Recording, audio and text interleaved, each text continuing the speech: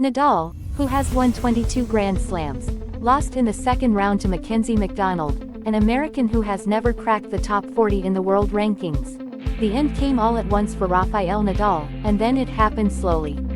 Down 1-7 on the ropes against Mackenzie McDonald in the second round of the Australian Open on Wednesday, Nadal injured his hip while chasing down a shot in the 8th game of the second set.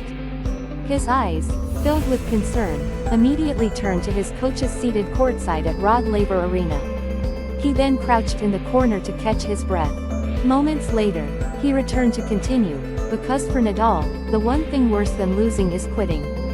Knowing his day and his tournament were all but done, he watched two aces blaze by, bringing him to the brink of going down 2-0 against McDonald, a 27-year-old American who has never cracked the top 40 in the world rankings. McDonald had played the match of his life for nearly 2 sets, then did what he needed to do to close out a 6-4, 6-4, 7-5 victory over an ailing Nadal, who hobbled around the court for nearly another hour like a wounded deer. Nadal's injury came after McDonald, a former UCLA player, had spent more than 90 minutes pasting the lines with his shots when he needed to most.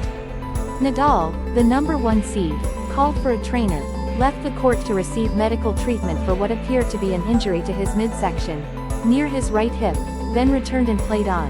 The 36-year-old Nadal struggled to move and chase after balls with the abandon that has always been the hallmark of his game.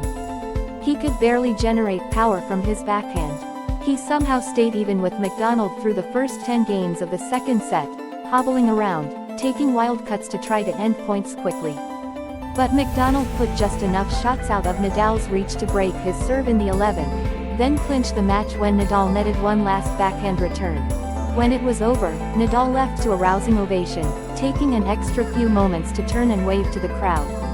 In a news conference 45 minutes later, the defending Australian Open champion said his disappointment was unimaginable, his voice cracking slightly as he spoke about suffering yet another injury in a career, despite all of its success, that has been filled with them. "I can't say that I am not destroyed mentally this time because I would be lying," he said. The loss was the latest in a string of defeats that have plagued him recently as he has battled injuries and a wounded psyche. He also has had to adjust to fatherhood after the birth of his first child, a son, in October. Nadal had lost 6 of his previous 7 matches coming into the tournament, with several of those coming against a younger generation of players. Once they would have been odd playing against a nearly unbeatable opponent.